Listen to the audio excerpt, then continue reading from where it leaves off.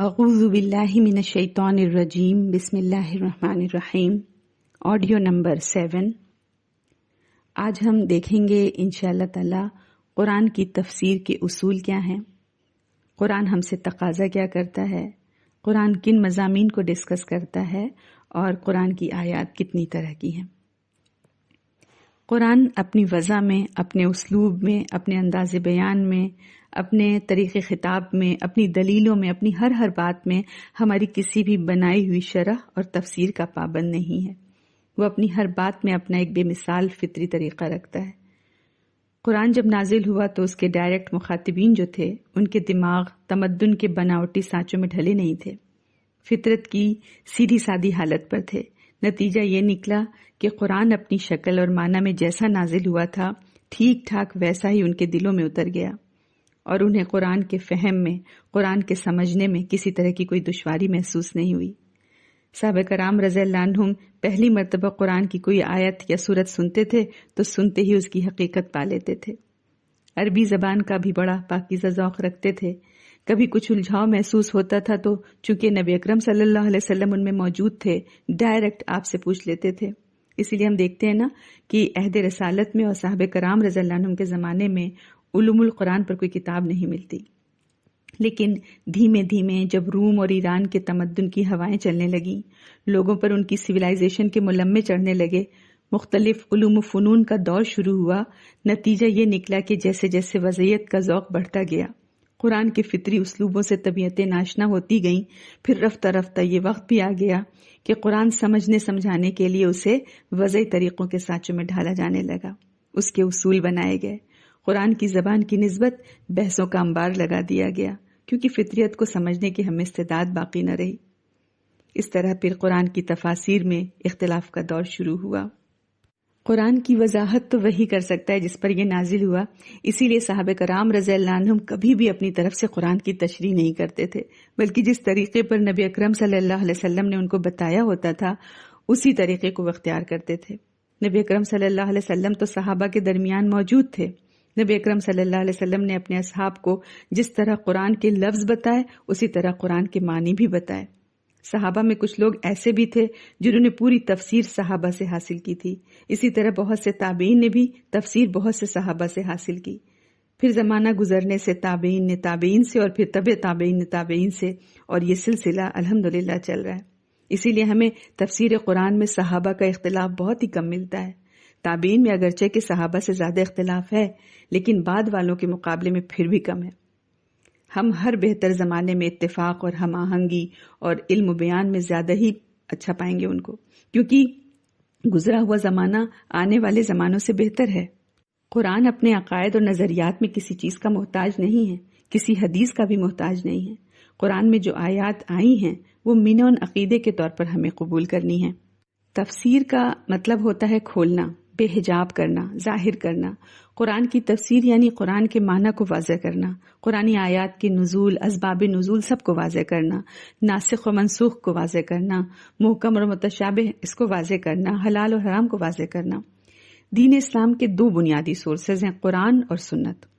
قرآن کی سب سے بہترین تفسیر وہ ہوگی جو خود اللہ تعالیٰ نے قرآن میں فرما دی ہوگی، کتاب فصلت آیاتہ، کہ یہ وہ کتاب ہے جس کی تفصیل کر دی گئی ہے، یعنی قرآن کی تفسیر قرآن سے، قرآن کی تفسیر خود قرآن سے کی جائے۔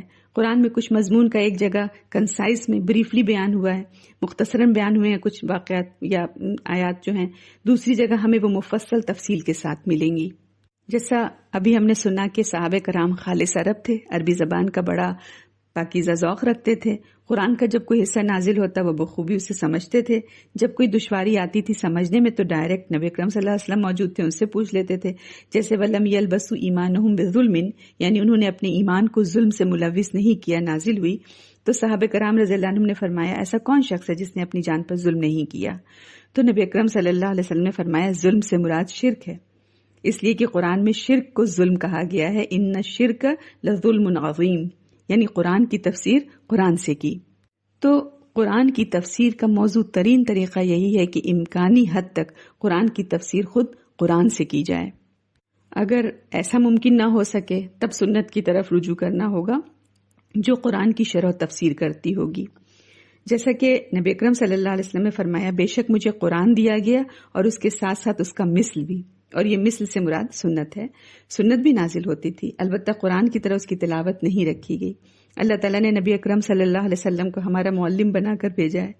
نبی اکرم صلی اللہ علیہ وسلم فرماتے تھے، انی بعثت معلما، کہ میں معلم بنا کر بھیجا گیا۔ تو اللہ تعالیٰ نے قرآن کے ساتھ جو ضروری چیزیں جڑی ہوئی تھیں نبی اکرم صلی اللہ علیہ وسلم کے ذریعے ہم تک پہنچا دیں۔ لیکن اگر ہمیں قرآن اور سنت میں بھی تفسیر نہ ملے تو ہمیں اس کی جستجو اقوال صحابہ میں کرنا چاہیے، کیونکہ آپ صلی اللہ علیہ وسلم کے بعد وہ قرآن کو سب سے زیادہ جاننے والے تھے اور مکمل فہم رکھتے تھے، اور ساتھ ہی ساتھ عمل صالح کے مالک تھے۔ عبداللہ ابن مسعود رضی اللہ عنہ کہا کرتے تھے، قسم ہے اس کی جس کے سوا کوئی معبود نہیں، اللہ کی کتاب میں کوئی آیت نازل نہیں ہوئی جس کے بارے میں مجھے معلوم نہ ہو کہ کس کے حق میں نازل ہوئی اور کہاں نازل ہوئی۔ اگر میں کسی ایسے شخص کو جانتا جو مجھ سے زیادہ کتاب اللہ کا علم رکھتا ہے اور اس کے پاس سواری سے پہنچا جا سکتا تو میں ضرور اس کے پاس جا پہنچتا۔ جب تفسیر نہ قرآن میں ملے، نہ سنت میں، نہ اقوال صحابہ میں، تو بہت سے ائمہ کہتے ہیں کہ اب ہمیں اقوال تابعین میں اس کو تلاش کرنا ہوگا۔ پھر اجماع امت سے ہمیں قرآن کو سمجھنا ہوگا، اور اجماع امت ہے تو پھر ظاہر ہے قرآن و سنت کے مطابق ہی ہوگا۔ پھر قرآن کی تفسیر عربی لغت سے، اور صرف عربی لغت ہی کافی نہیں بلکہ ضروری ہے کہ وہ ماحول بھی سامنے ہو جس میں قرآن اترتا تھا۔ اور پھر تفسیر القرآن بالرائے، لیکن اسی صورت میں جبکہ یہ ان 5 اصولوں پر پوری اترے، کیونکہ بعض علماء تفسیر القرآن بالرائے کو حرام کہتے ہیں۔ اور جہاں تک سائنٹیفک فیکٹس کی بات ہوگی وہاں ہمیں خلف کی طرف یعنی بعد میں آنے والوں کی طرف بھی دیکھنا ہوگا۔ جیسے جیسے سائنس ترقی کر رہی ہے اور چھپے ہوئے راز کھل رہے ہیں، اس کی بنیاد پر پھر ان چیزوں کو سمجھنا ہوگا۔ اصحاب رسول اور تابعین فرمایا کرتے تھے، تفسیر کرنے سے بچو اور ڈرو، کیونکہ اللہ تعالیٰ کی طرف سے روایت ہے۔ اسی لیے سلف صالحین تبھی بولتے تھے جب جانتے تھے، جس کا علم نہیں ہوتا تھا اس پر سکوت اختیار کر لیتے تھے، اور یہی ہمارے لیے گائیڈ لائن ہے۔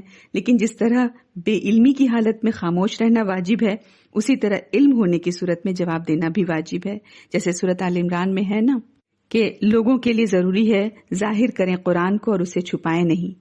اور ایک اور حدیث ہے جو ڈیفرنٹ چین آف نریشن سے ہمیں ملتی ہے کہ جس سے علم کے بارے میں سوال کیا جاتا ہے اور وہ علم کو چھپاتا ہے، قیامت کے دن اس کے منہ میں آگ کی لگام دی جائے گی۔ ہم سب پر دعوت کی ذمہ داری ڈالی گئی ہے اور ہم سب کا اعلی دعوت قرآن ہے۔ اللہ تعالیٰ نے فرمایا، آپ اس کتاب کے ذریعے ڈر سنائیے، فَإِنَّ خَيْرَ الْحَدِيثِ کتاب اللہ۔ اور نبی اکرم صلی اللہ علیہ وسلم نے فرمایا تھا کہ میں تم میں ایک ایسی چیز چھوڑے جا رہا ہوں، اگر تم اسے مضبوطی سے پکڑ لوگے تو کبھی گمراہ نہیں ہوگے، اور وہ ہے اللہ کی کتاب۔ وَالْقُرْآنُ حُجَّةٌ لَكَ اور عَلَيْكَ، قیامت والے دن قرآن یا تو تیرے حق میں دلیل بنے گا یا تیرے خلاف دلیل بن جائے گا۔ تو اعلی دعوت قرآن، وصی رسول قرآن، خیر الحدیث قرآن، حجت لک اور علیہ قرآن۔ ہم مسلمانوں پر قرآن کے کون کون سے حق ہیں جو ہمیں بحیثیت مسلمان پورے کرنے ہیں؟ سب سے پہلے تو ہمارا قرآن پر ایمان ہو، وہ تو الحمدللہ ہم سب کا ہے۔ مین مسئلہ قرآن کو ماننا نہیں بلکہ قرآن کی ماننا ہے۔ محنت ہے قرآن کی ماننا، یعنی اقرار باللسان اور تصدیق بالقلب ہو۔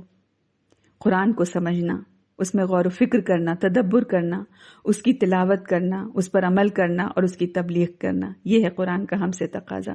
الحمدللہ تلاوت تو ہم میں سے سبھی کرتے ہیں، لیکن قرآن کو سمجھنا، یہ سچائی ہم سنتے ہیں نا کہ دنیا میں سب سے زیادہ پڑھی جانے والی کتاب قرآن ہے، اور ساتھ ہی ساتھ یہ کڑوا سچ بھی ہے کہ سب سے زیادہ بغیر سمجھ کر پڑھی جانے والی کتاب بھی قرآن ہے۔ جیسے ماہر القادری کا شعر ہے نا، جیسے کسی طوطے مینا کو کچھ بول سکھائے جاتے ہیں، اس طرح پڑھایا جاتا ہوں، اس طرح سکھایا جاتا ہوں۔ عبداللہ ابن عمر رضی اللہ عنہ کے بارے میں آتا ہے کہ انہوں نے صرف سورۃ البقرہ پر تدبر میں 8 سال صرف کیے، جبکہ قرآن میں ان کی اپنی زبان تھی، عربی قرآن ان کی عربی زبان میں تھا اور ان کی آنکھوں کے سامنے نازل ہو رہا تھا۔ انہوں نے عربی زبان اور قواعد کی کلاسز میں ٹائم بھی نہیں لگانا تھا، نہ شان نزول اور آیتوں اور صورتوں کے تاریخی پس منظر کو جاننے کے لیے انہیں کوئی کھود اور کوریت کرنی تھی۔ اس کے باوجود ایک صورت پر سال ہر سال غور و فکر کیا بتاتا ہے؟ بتاتا ہے کہ قرآن کے علم و حکمت کی گہرائیوں میں غوطہ لگانا کوئی آسان کام نہیں ہے، بلکہ اس کے لیے سخت محنت اور ڈیڈیکیشن کی ضرورت ہے۔ ہمیں اپنی معلومات کے دائرے کو بہت وسیع کرنے کی ضرورت ہے۔ اب دیکھتے ہیں کہ قرآن کن کن ٹاپکس پر بات کرتا ہے۔ قرآن عقیدے کی کتاب ہے اور اعمال کی ترغیب دی گئی ہے۔ اعمال کے لیے سنت کی طرف ہمیں جانا ہے۔ قرآن توحید پر یعنی ایک اللہ، اللہ کے خالق ہونے، رب ہونے، بادشاہ ہونے، اور پھر رسالت پر، قیامت پر، عبادت کے رولز پر اور شریعت کے رولز پر باتیں کرتا ہے، اور ان ساری باتوں کے ماننے والے اور نہ ماننے والوں کے قصص بیان کرتا ہے۔ یعنی قرآن کی آیات ہمیں احکام سے ریلیٹڈ ملیں گی، نماز، روزہ، حج، زکوٰۃ، عقائد وغیرہ پر، اور ہمیں علمی مخاصمہ یعنی علمی جھگڑے، منکرین کے، یہود و نصارہ کے جھگڑوں کے علمی جوابات ملیں گے، یا آیات اس پر ملیں گی جس میں موت کی یاد دہانی کروا کر یہ بتایا گیا ہے کہ مر کر اللہ کے سامنے حاضر ہونا ہے اور دنیا میں کیسے زندگی گزاری اس کا جواب دینا ہے۔ اور یہ قرآن کا سمجھے مین ٹاپک ہے۔ قرآن کے 2 مین ٹاپکس اگر ہم سمجھے تو وہ ہیں عقیدہ توحید اور دنیا کی بے ثباتی۔ پھر ہمیں قرآن میں اللہ تعالیٰ کی قدرت کی بڑی بڑی نشانیاں ملیں گی جس کے ذریعے اللہ تعالیٰ اپنا تعارف کروا رہے ہیں۔ اس طرح کی آیات میں سائنٹیفک فیکٹس پر ڈسکشن ہوا ہے اور قانون قدرت کا بیان ہے۔ پھر اللہ تعالیٰ کے فیصلوں کے جو بڑے بڑے دن ہیں ان کے ذریعے ہمیں ڈر سنایا گیا ہے، پہلے انبیاء کی امتوں کا ذکر کر کے، ان کی سزاؤں کا ذکر کر کے، جیسے قوم سمود، قوم نوح، قوم عاد کا ذکر کر کے ہمیں ڈرایا گیا ہے۔ تو ہم قرآن کی کوئی بھی آیات پڑھیں گے وہ انہی 5 کیٹیگری میں فال کریں گی، یعنی علم الاحکام، علم المخاصمہ، التذکیر بالموت، التذکیر بآلاء اللہ، اور التذکیر بایام اللہ۔ والسلام علیکم ورحمۃ اللہ وبرکاتہ۔